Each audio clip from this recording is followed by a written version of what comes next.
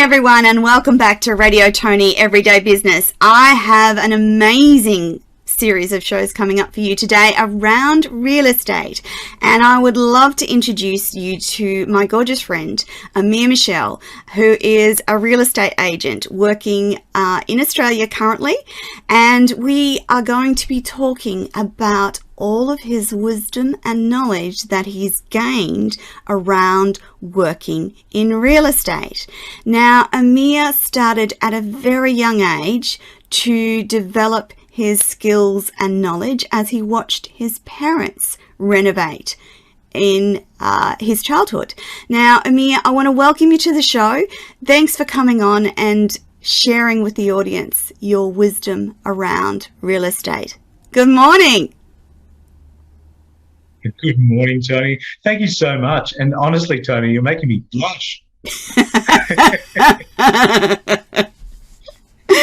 I am really looking forward to this series because I love real estate. I love talking about it. I've dabbled in it all of my life, but I've not had the opportunity to spend time with someone of Amir's character and depth of knowledge and understanding around real estate. So let's get into our story today. Amir, do you want to tell the audience a little bit about your intention for the next 9 shows, and some of the things we'll be talking about today? Over to you. Yeah, absolutely, Toni. Look, as a brief summary, I really love the part of real estate that deals with the financial freedom and the personal freedom. And I've used the real estate vehicle as an investor to buy me time.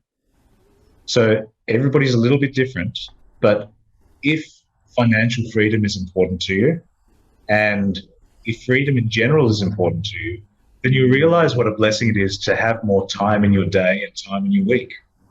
So what I want to cover in the next, as many shows as we can get, let's say 9 or 10, is how to work towards financial freedom and to claim back 20 hours of each week. The biggest challenge, or the biggest thing that I've come across so far from both clients or customers that are either getting started or expanding in the real estate investment world, is they want to do it without having to take a job far away from home. Because when you're trying to save your deposit for your first property or your 15th property, the biggest hurdle is that, well, I just don't have the time now to give me time back later. So if I can impart a little bit of my experience and cover a few of those things that have been asked of me in the past. Wow, I've been investing for 29 years now. So in that past little while. Wow. Is if you can do it without taking a job far away from home and without having to work with clients that you don't necessarily respect, which means that if you're being hired by a company and they're giving you extra shifts to work on a project you don't like, or if you're working for yourself and you have to say yes or no to clients and prospects, that freedom actually gives you the right to say, hell no, or to say yes or no to jobs that, if you're desperate for money, you're going to say yes to any project that comes along, any company that offers you a shift. But if you do have a bit of freedom, you'll be able to say no to the jobs you don't like, and you can work with the clients that you do like without compromising what you're offering to them, whether it's a product or a service. If you're not stressed about the money thing, if you're not painted into a corner, to use a renovator's term, you don't have to compromise the service that you're offering, and you don't have to compromise the product.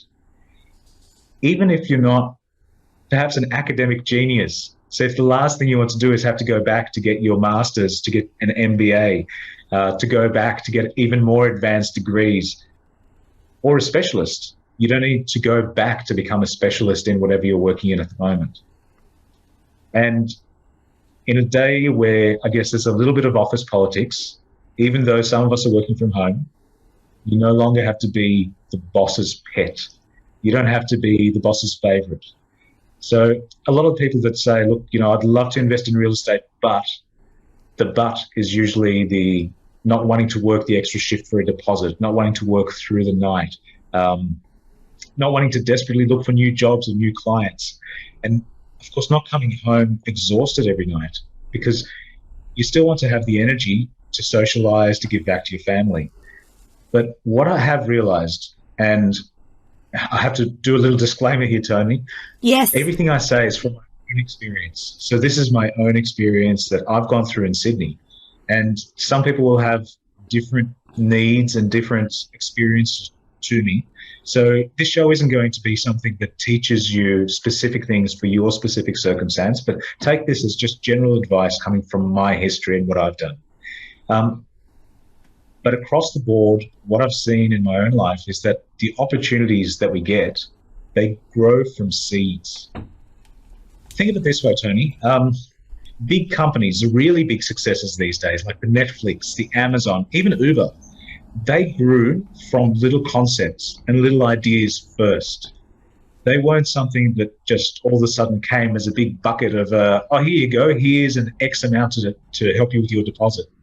But many people these days, I don't want to sound like the old grandfather saying, young people in my day, but a lot of people now, and a lot of people, I guess, previously, try to harvest without planting the seeds. I'm not much of a farmer, I do have to say. I have a green thumb, but that's about it. But many people try to harvest without planting seeds. Instead, treat your finances and treat your real estate investments the way that you would treat your professional clients, the way you treat your job. And that is, put time into it, get better every year, keep on improving, and keep on doing more than the basic minimum. Because your future's not written in stone. So, Amir, what you're saying is from little things, big things can grow, even with real estate. I think that's somebody else's advert. But yes, from little seeds, you can grow an investment portfolio. But yes, I do like that superannuation ad. That was yes. That's memorable. From little things, big things grow. And yeah, that's absolutely. your experience, Amir, isn't it? That's your experience, that your future is not written in stone. Yeah, absolutely. So, Toni, it's instead, I treat my finances the same way as I treat my professional service. If my future's not written in stone and I get to make those choices, then technology these days, especially over the last 12 months, means that modern technology uses nicer fonts. So you can really get a lot more done. And you can now control your future, whether it's real estate investing or spending your time the way that you choose to, with a lot more control, because you have the tools. The thing is, most professionals, they waste the time on different courses that they do online. They waste their time trying to learn things, but these short courses don't monetize. What do I mean by that? I mean, there's always another course, another DIY that teaches you how to build a better fence, how to paint your house faster, how to invest in rural New South Wales. Yes. But if those courses don't help you monetize, then all you're doing is spinning the wheels. And instead of that, spend your time on a system that actually buys back your time. So most of us already have the tools. You just have to stop leaving them on the shelf to rust. Most of the tools that you already have in your arsenal, and I'm not talking specifically real estate, I'm talking about people who have had experience with other people. If you've worked in a job where you've worked in a team or where you've served customers face-to-face, whether you've been answering things over the phone, working in a call center, emailing, you're already working customer to customer, person to person. The great experience you've had is the fact that you're now a great communicator.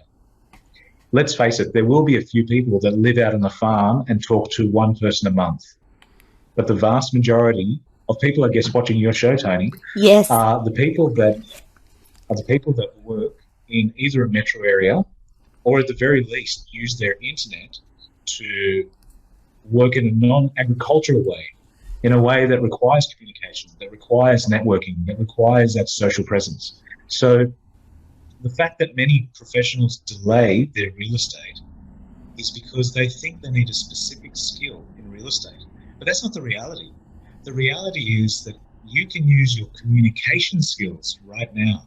So start using your communication skill instead of just trying to come up with a larger deposit. Instead of just trying to use your money to get into real estate, start using your communication skills. You can start right now with communication, and you don't need for the conditions in real estate to be perfect. So, Amir, what you're telling me is that from a very simple perspective, you can get started in real estate, and you have helped a number of customers do this.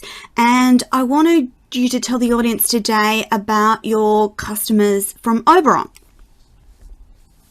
Of course. It's one of my favourite topics. So I live in Sydney. Oberon's about 3 hours west of where I live. I'm on the beach side, so on the east coast of Australia, and Oberon is inland on the other side of the Blue Mountains. I'm just thinking about Eyal and Orit. I came across this couple from Sydney in December last year. And I guess the biggest thing that I saw was that they were both working professionals, very skilled, but they had a family. They were working in their jobs more than the standard 38 hours a week.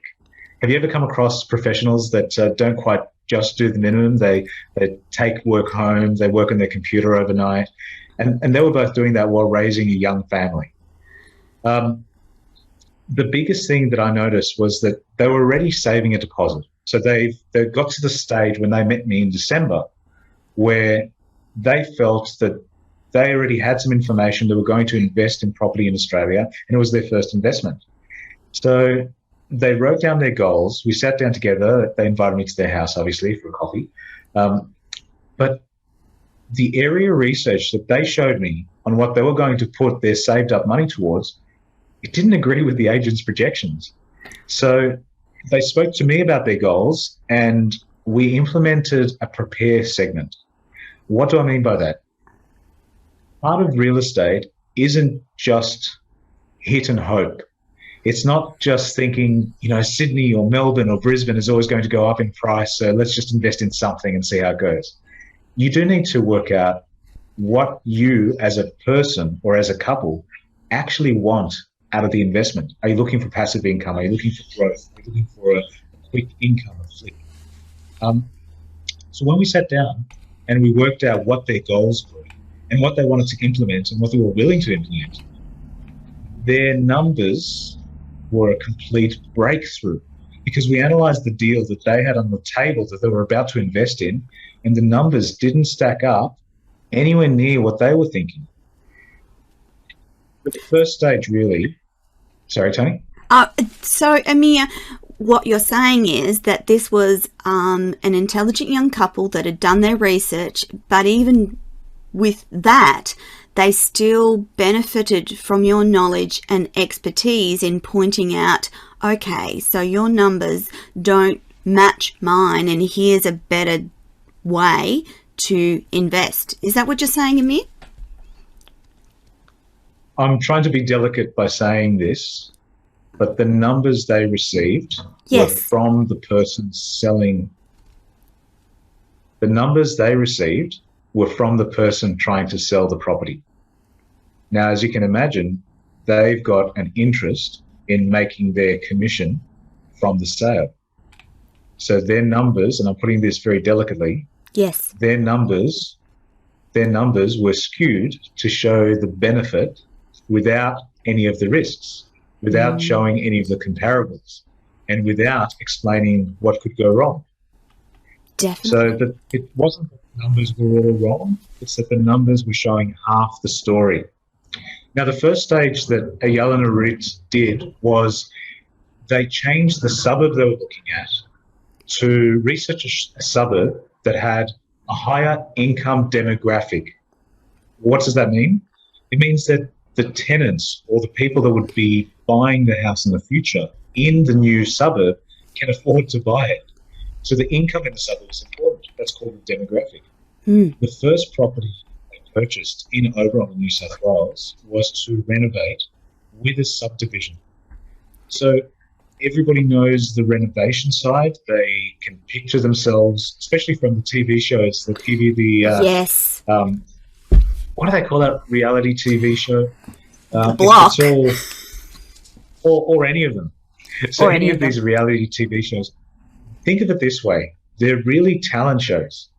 If you're doing a construction or a renovation show, the show is a talent show to show what you and your team can do. Yeah.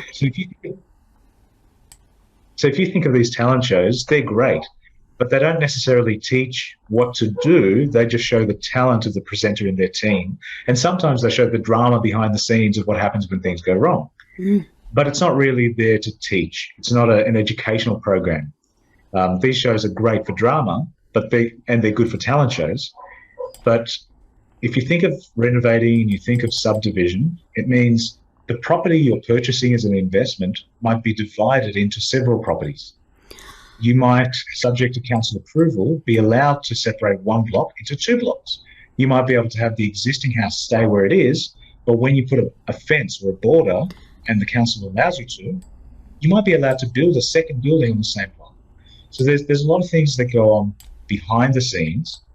And unless you've got good advice from professionals, you don't realise if you're allowed to do it, whether the land is big enough, whether the area allows that type of subdivision or that type of work.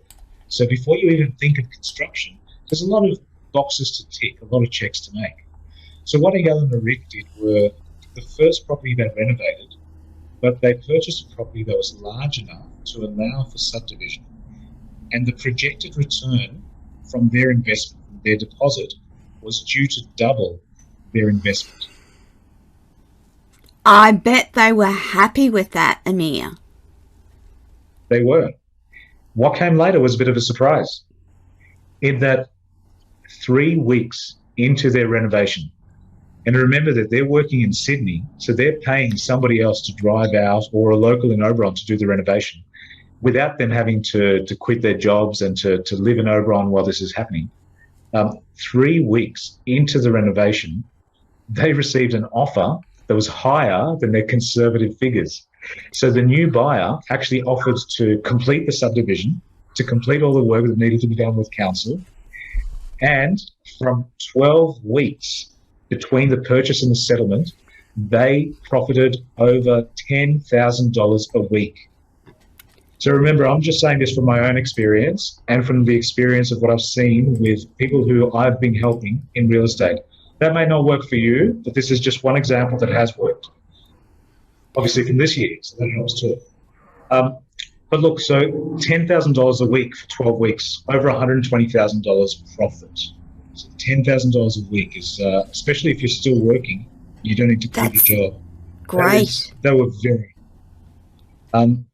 They controlled it really via emails and phone calls. So now that you could do Zoom calls or video calls, emails are great, but when you can see the photos of the before and after and make sure that the trades are doing their job, it makes it 10 times easier.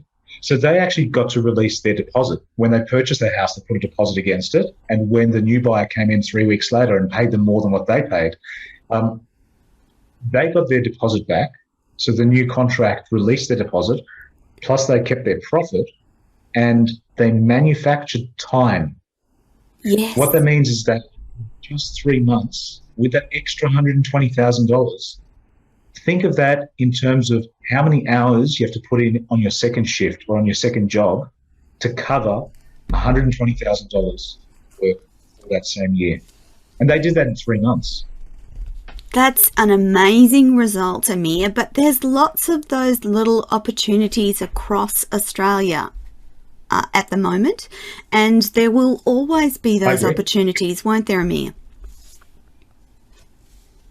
I think there will be. I can't predict the future, but I work from a position of research. So I don't like to speculate. I don't like to guess. What I do is I work out what the past has gone to give me a present situation so that I can do things in a predictable way. And does that take some of the risk out of dabbling in real estate, so to speak, Amir? It's always better to go in with your eyes open. It's always better to look at the research before listening to the people who have a vested interest in selling something to you. So does it take away some of the risk? It does. It takes away some of the fear. It takes away some of the risk. It makes your results a little bit more predictable.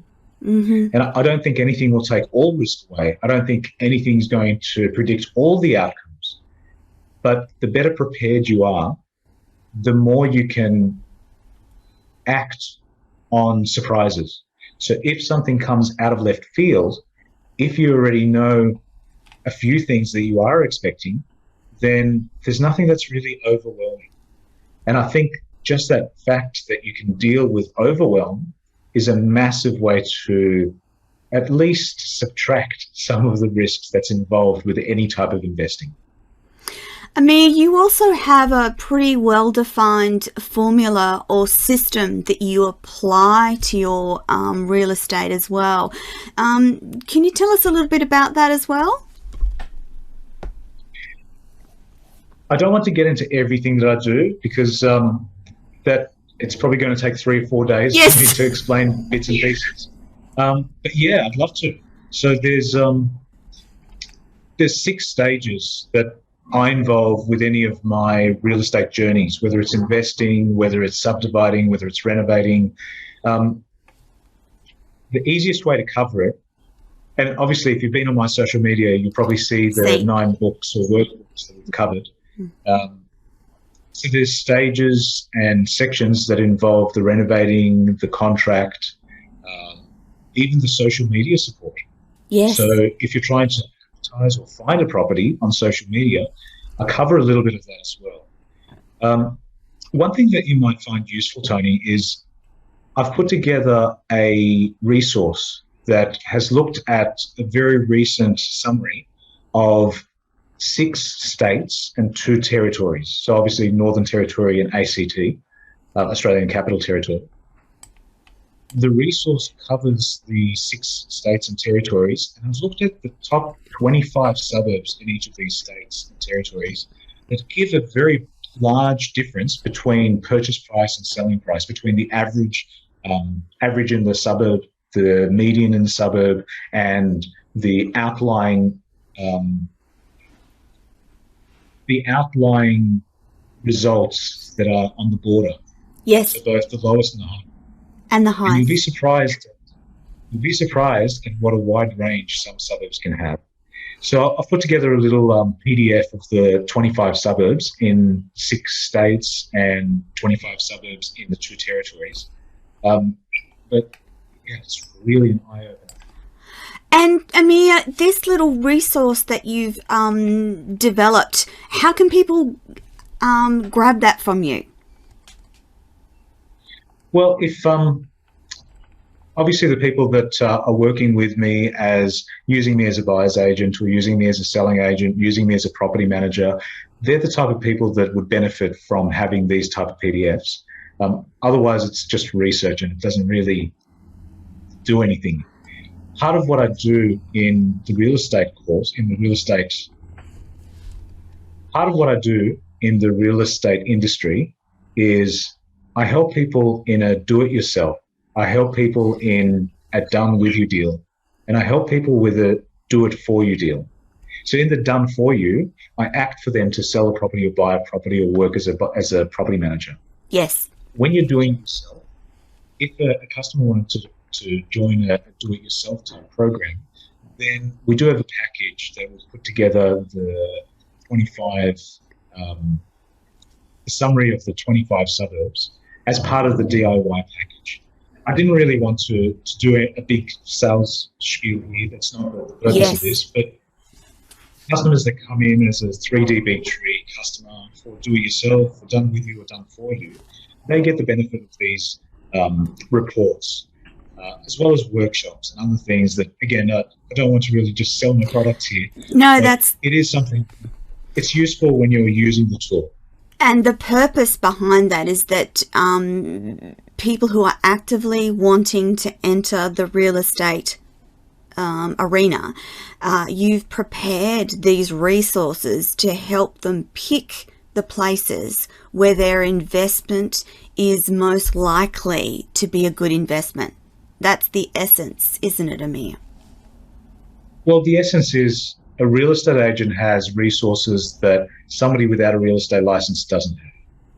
So whether you're using a government data source like the tax reports that come out of the suburbs that tell you what things were actually sold for rather than what they were advertised for, whether you've got a resource of what property was sold on what date and for how much, whether you're using the non-advertised list. So before a property goes on sale, it's pre-market.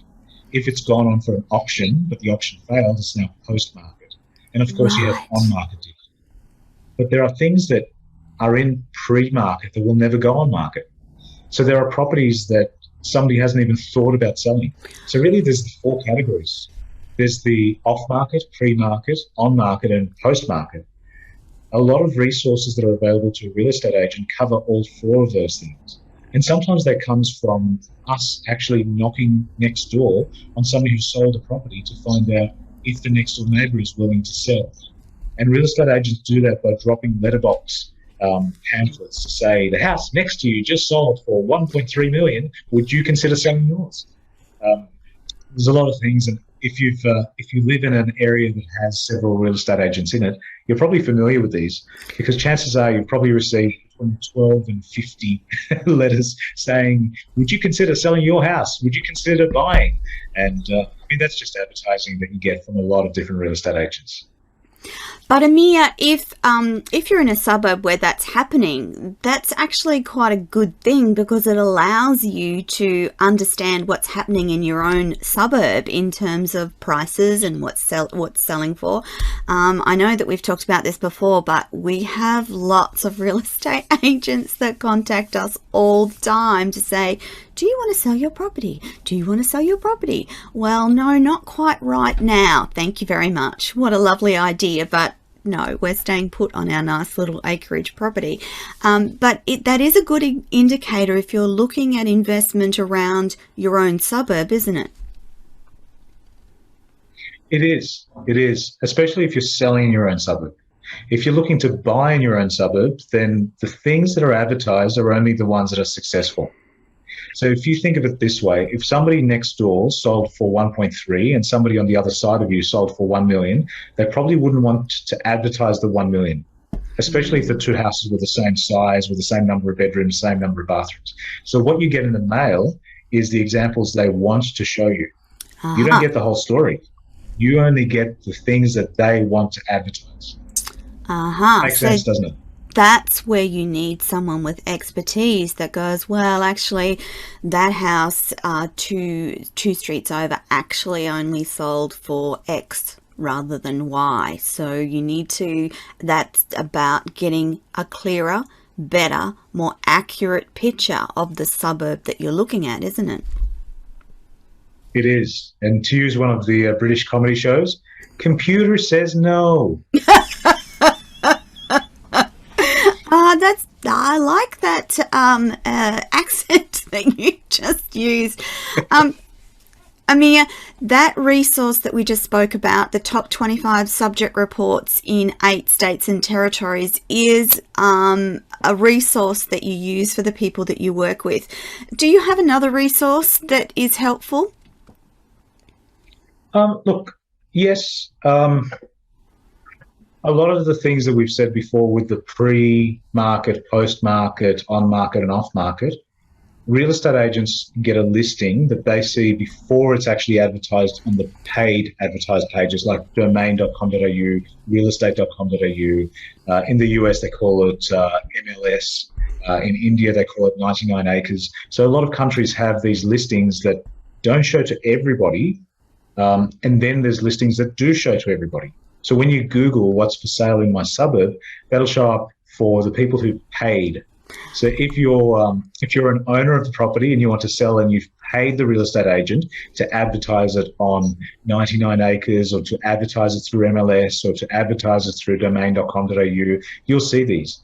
But the resource that the 3DB Tree people get is more the behind the scenes stuff, the access that I get on emails that I get randomly. And really these are random, but the only ones I listen to are the ones that tick the boxes for what I'm looking for.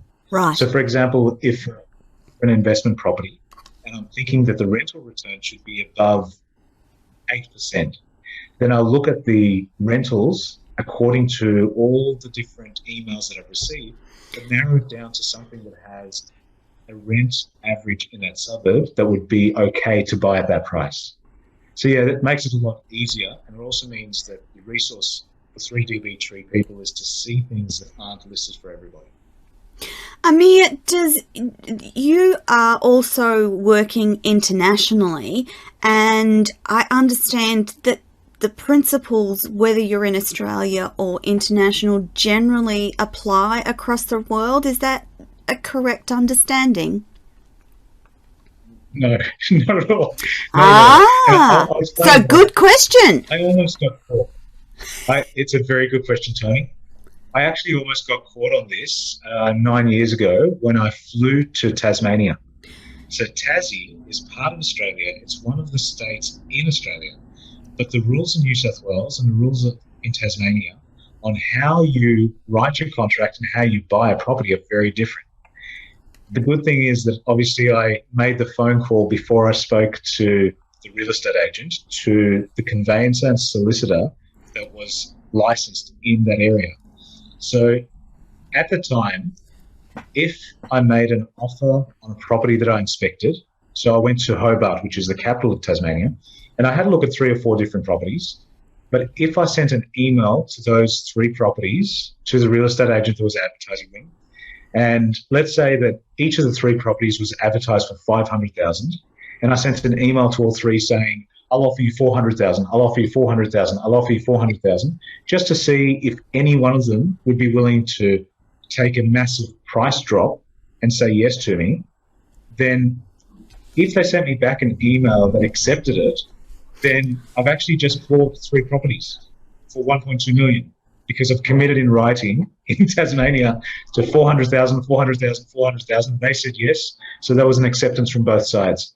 In New South Wales, it requires money to be transferred, it requires a signature from both sides, it requires solicitors, but that's not the same everywhere in Australia, and it's definitely not the same everywhere in the world. Right. You have to be very careful. Make sure you're using the correct person who's licensed in the correct state, in the correct country, before you even make a written offer anywhere. So, yeah, it's not exactly the same everywhere around the world. The one thing that is the same, and I love this, 100% of people in the world that are wealthy own a property, at least one or more properties. Not 99.9 something, but 100% of wealthy people. So, yes, people will always need a roof over their own head, whether they own their own property or an investment. That is universal. Apart from that, no, every little place is a little bit different. So reach out and ask the question before you commit to anything. Fantastic. Now, Amir, can you get into real estate with a tiny deposit versus a large deposit? Anything is possible. Real estate is going to be a negotiation between 2 people. One person is selling, one person is buying. There are a few different circumstances, like if a government owns a property and they're advertising it for the public to buy, they're releasing land. If an estate is advertising, if a self-managed super fund is advertising the property, there are some restrictions. So, for example, a government body that's releasing a property may not accept any negotiations. They might say, well, because we're a government department, we must take a 10% deposit and that's it, no negotiation. But the reality is that even if you have a small deposit to start with, a large majority of the properties that are for sale will allow some form of negotiation, whether it's to spread out the time for the payments or to take a smaller deposit. or in some cases to use the vendor as a deposit. So they write paperwork that's done through a lawyer, obviously.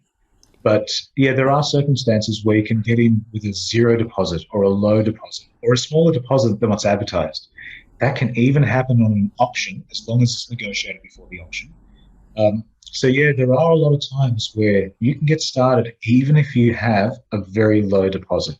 And even if you don't have the time to go into lunchtime inspections, even if you're far away from where the property is. Because the reality is that the licensed people that do inspections and provide a report with their insurance to make sure that they're doing their professional assessment, they don't need to be you. You're paying somebody who lives next to the property, or at least who is willing to drive out to the property and do that. Even if you've never painted a wall yourself. So we spoke a bit about renovation, Toni. Yes. It's not necessary to become an investor only after you've learned how to use power tools. It's not necessary to become an investor after you've started painting 10 or 20 units. Or even if you've got young kids like myself. So I have 4 children, and I got into real estate when they were young, but it wasn't something that held me back at all. In fact, having kids was probably one of the drivers that got me to value my time more. So it's actually the opposite. So even if you have young kids that demand your full attention, that's actually a driver to buy an investment property rather than something that should hold you back. Or like, I'm a property enthusiast. I'd probably say that from a real estate perspective, I'm a bit of a nutter. I love house hunting. It's one of my favorite things to do, which is one of the reasons I became a real estate buyer's agent rather than just selling property. So I'm happy to sell property. I'm happy to buy property, but I love the hunt. I love looking at properties where I don't want to waste time and just go for a tour. But if I'm on the hunt and I'm actually looking for something specific and I'm ready to buy if the right opportunity is there, that excites me. I don't like shopping for the sake of shopping, but I love buying houses. So yeah, look, even if you're not like me and you don't love house hunting on the weekends, you can still get into investment properties. I have to say, Amir, that I actually love looking at real estates, and even when we're not looking to buy, I actually love to go and have a sticky beak, because I love the positive thought of, oh my goodness, what I could do to this place if it was mine. So I actually am secretly go to auctions and just look at property just because I like it. So Amir, there's a number of things that you look for in particular properties. What's the first one? I think from the brief that I normally get from somebody using me as a buyer's agent is to find a property that has a positive rental return. What do I mean by that? I mean that if you work out what the council is going to cost you, what the water rates are going to be in a unit or an apartment or a strata complex, how much strata fees are going to be, and then you work out how much you could rent according to the reports, how much you could rent that property for. Once you subtract all the costs, you should make a profit on what you're buying. So almost at least 80% of the clients that approach me want a positive rental return from any investment property as the number one thing that I look for. The reason they do that is really they want to permanently move their financial position to the positive. So 80% of my clients are coming in as investors rather than trying to buy their own house. So they're looking at that financial freedom, that ability to reduce the amount of dependence they have on their day job so that their income can come from another source, from a rental property. So yeah, absolutely, a positive rental income is important. I guess the other thing that I get asked, or the other thing that I look for in a property, is the ability to have access to properties before the rest of the market. Because I like competing, but I prefer to have that first stab where I get to see it before other people and I can make an offer, because quite often I have the funds or the pre-approval for my customers before I even walk in for the first inspection, which means that I can move fast. I've done one last year where we did a 14-day settlement. That means that when they sign on the dotted line, they agree to sell at our price. We offered to be able to pay them in full within 14 days. and that was enough time for our lawyer, our conveyancer, and their conveyancer to meet and exchange the titles. I believe that they actually said yes to us because we were able to finish in 14 days. And as it turned out, their bank and their solicitor took 7 weeks to get it done from their side. But I think they chose us because we were ready in 14 days. So just because it didn't happen that way, that offer made it a very strong offer. And having the access to the property before other people meant that that property just didn't go for auction. We made the offer before the auction date, the auction was cancelled, and we bought it. And I guess that's where I'm coming from. It's not just the access to the property, it's being able to negotiate before anybody else even knows negotiations have started. That's very interesting, Amir, because that ability to negotiate before it's public puts you in a much better place in buying that property, because if you're there first, really willing and ready to go, and then that makes life easier for the person who's selling the property as well, doesn't it? It does. And you also don't get caught in the trap of being emotional.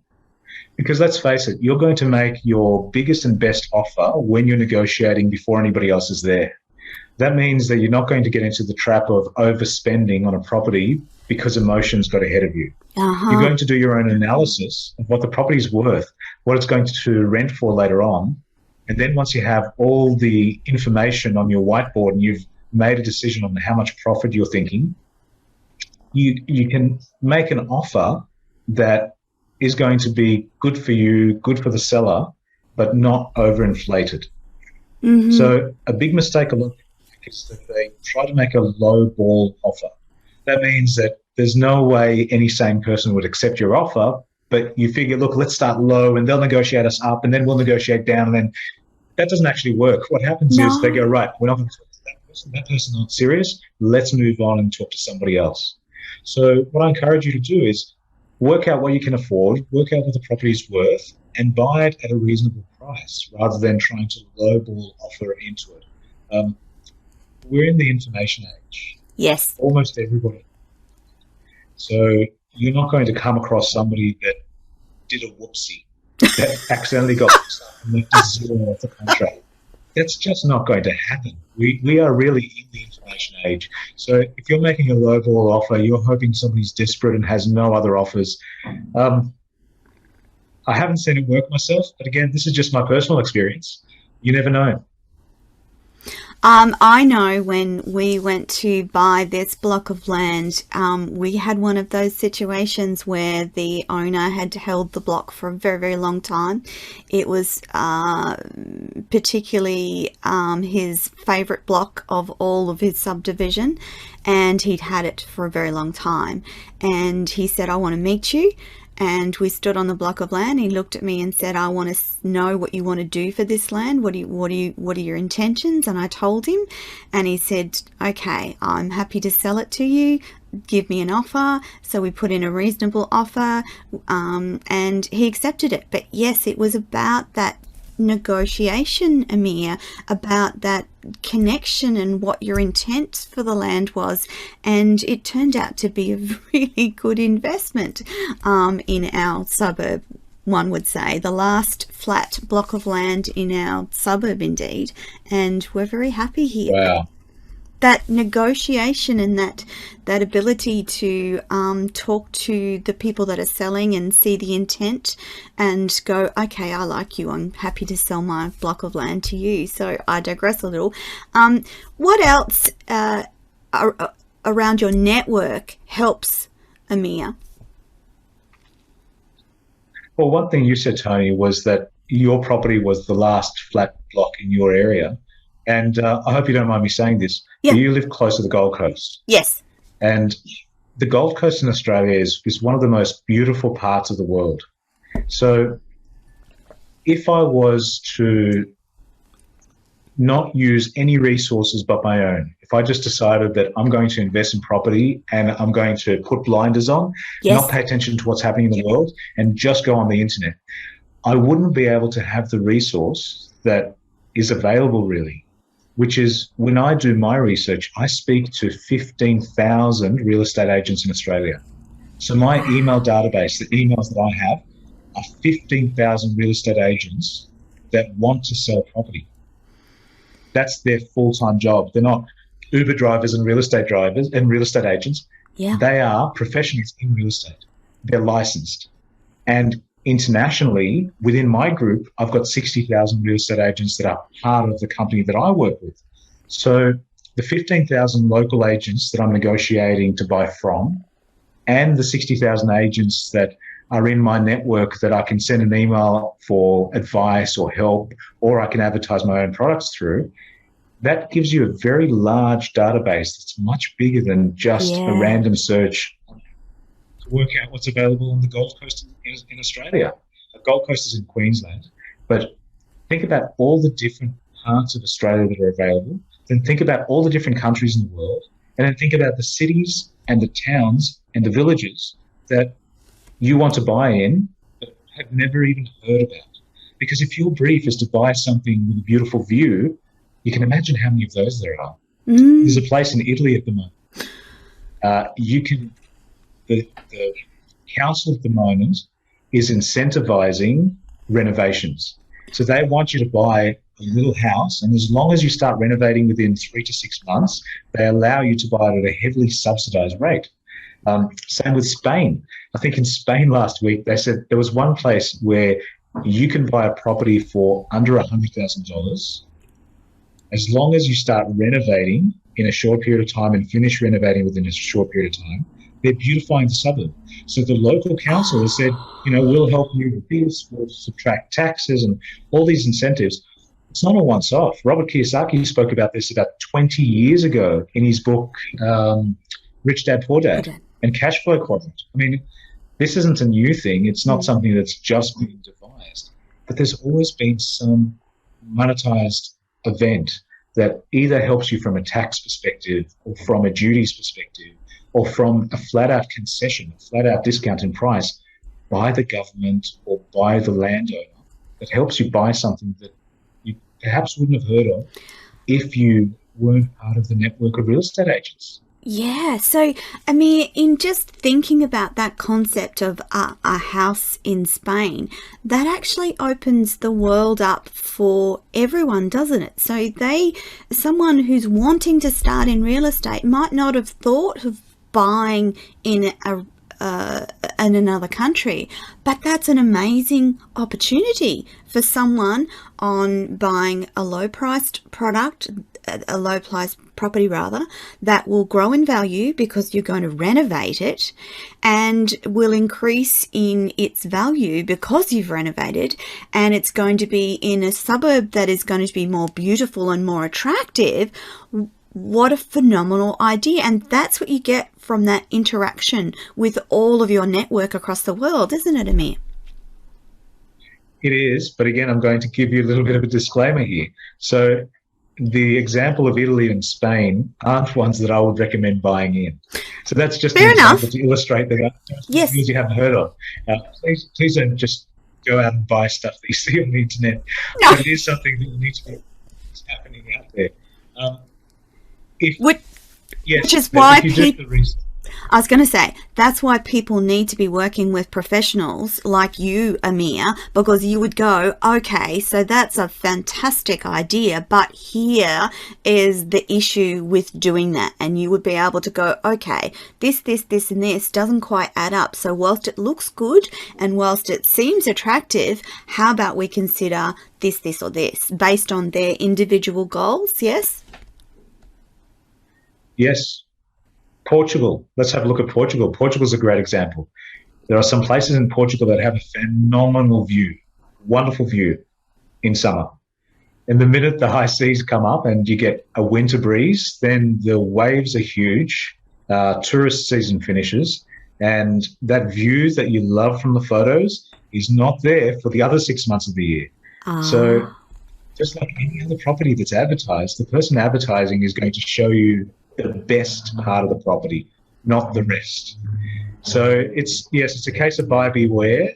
It's also a case of having enough research to make your decision.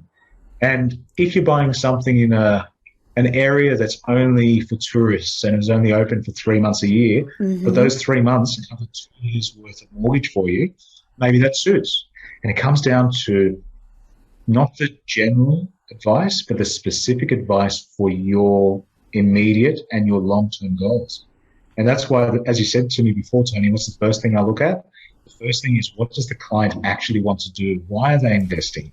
Is it something that they want to use for their own during the 3 months of those holiday period? Is it something that they're looking for a financial income from? Are they hoping to get long-term growth, capital growth? Are they hoping that the suburb will grow, or are they thinking of manufacturing growth and adding to the value themselves by manufacturing something that increases the price, like a subdivision, like a new construction?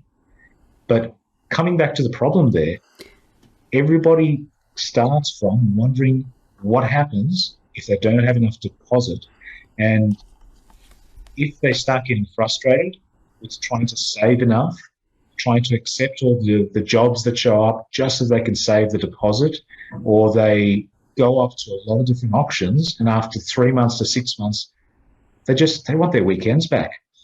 They get disappointed in auction after auction, and they've had enough of missing birthday parties and weddings, because a lot of those things happen on weekends. That's generally where at least 80% of my customers come to me. They're looking from the investment point of view, and they're just sick of either missing out on auctions or just forever trying to save a higher deposit by just getting more clients, more jobs, higher paying roles, and just coming home exhausted. Amir, did all of these ideas and all this learning that you've learnt over your many years in real estate, did that lead to Where's the Bees Blueprint and the series that sits under Where's the Bees Blueprint? I love that. It's like a tongue twister. Where's the Bees Blueprint? That's some of my white hairs. I don't know if you can see, but yeah, some of my white hairs came from that, the fact of trying to do things the hard way and going around and around in circles. And at the end of the day, we're all humans. We all have that 24 hours a day, 7 days a week.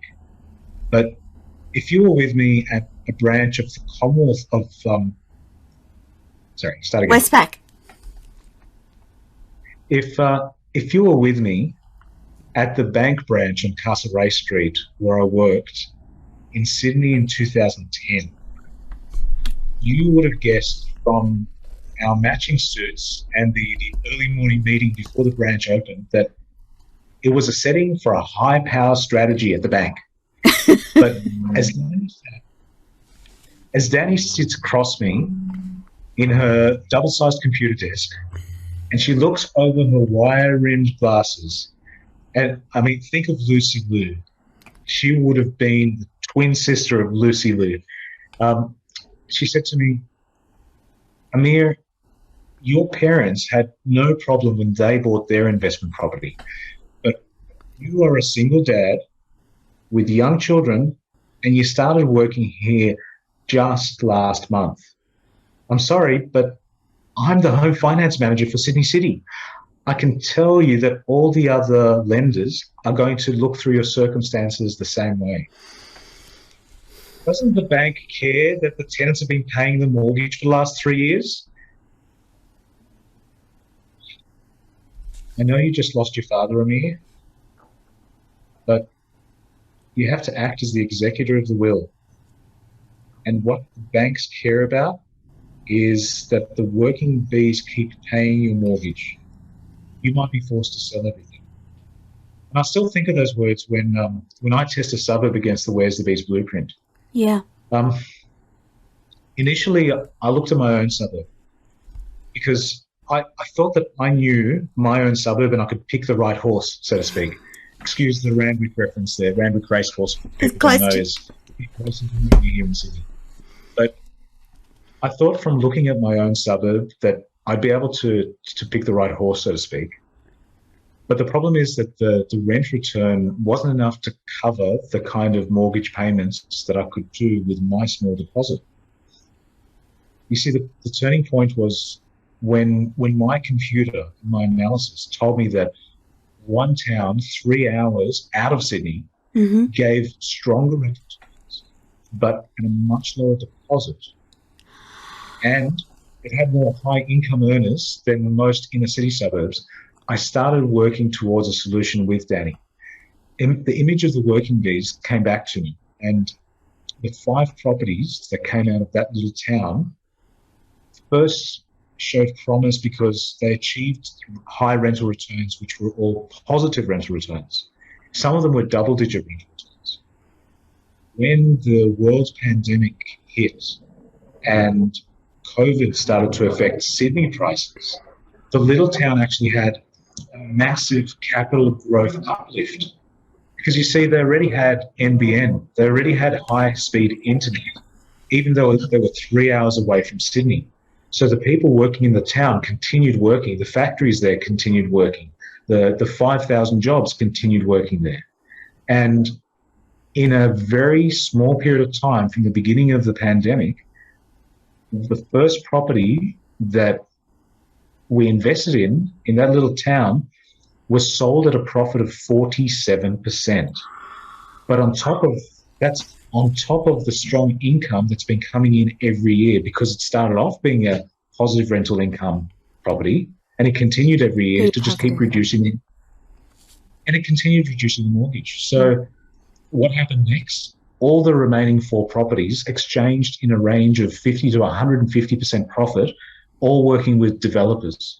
And most of those were Sydney-based developers that were developing outside of Sydney. So that made a big difference to me and the way that I analyse things. But that all came from just sitting in the office and realising that the banks didn't really care about my full-time role. Definitely. Amir, you talk about some bad advice, and that's around new apartment buildings in capital cities and that they'll always attract tenants. Do you want to expand on that a little bit more? Sure. So I've heard a few people say this, and it kind of rubs me the wrong way, because you really need to know what you're doing. I've heard it say that new apartment buildings in capital cities will always attract tenants. So what makes that a challenge? I guess the challenge is that there are too many apartments in capital cities. The previous projections, so when the government allows building and approves construction, they work on projections. The previous projections didn't predict the effect of the health pandemic on tertiary students' accommodation. All the projections from last decade assumed that students would require the accommodation near the institution. So if it was a TAFE or university, that's no longer the case. The dozens of Australian universities, TAFEs and institutions that had student accommodation, those are now available and could possibly soon become available for rent for non-students. And all that takes is a vote by the body that's responsible for the university or the TAFE to vote to change the rules so that the accommodation isn't only for students. So if we have less international students coming to Australia, if we have Australian students working on their fast internet at home, if we change the way that courses are now delivered to an online system, that means that there's a lot of vacant places that haven't been advertised yet. But I live at Randwick in Sydney. So if you think of the University of New South Wales in Randwick, that operates 18 blocks, 18 student accommodation blocks. For example, the University of New South Wales, UNSW Village, that has, for example, think of UNSW Village. That's an example of one of the 18 blocks. That accommodates 1,021 people. That is going to stay the same for every capital. If the University of New South Wales decides to release the 1,021 spaces to other tenants, not students, then demand and supply will be severely affected. And that'll affect other units. Because if you think of student accommodation as being a 1-bedroom or a 2-bedroom, and you take away other people that are looking for that type of accommodation, a lot of the units that are rented, even a 2-bedroom or a 3-bedroom, that is at the moment shared between 3 people, that might change into a much cheaper, much faster available, higher quality university accommodation. I see. Fantastic that is a different way of thinking of it. There's another bit of bad advice that you noted as well, and it's around negative gearing. Yep. What was the question? Oh, sorry. The idea that the taxman pays for your negative geared new house and land package, that negative gearing is no longer the best way to go, is it, Amir? That's a good question, Toni. We spoke a bit about government incentives. Everybody knows that, or at least they should realise, that the government can't tax you 100% of your income. You either lose money or tax, because you can either lose the money to tax or lose money to the mortgage cost. If something is negative geared, that means when you subtract the costs of owning, repairing, maintaining the property, and you count that against the rent that you're receiving, you're losing money. If you're losing money and the government gives you an incentive, it might be at your current tax rate. It might be at 30% or 20%, or even if you're on the 40% tax bracket, that still means you're paying the lion's share of the loss. So the only way a house and land package can make you money is if the net rental income, after all the incentives and after everything else is considered, is positive from day one. That's the only way that you're in a positive situation. So the taxman isn't going to pay all of your negative geared property. It's only going to be a small percentage of. Amir, we're going to finish off the show right there. Next week, we'll be back and we'll talk about some more in-depth information about real estate.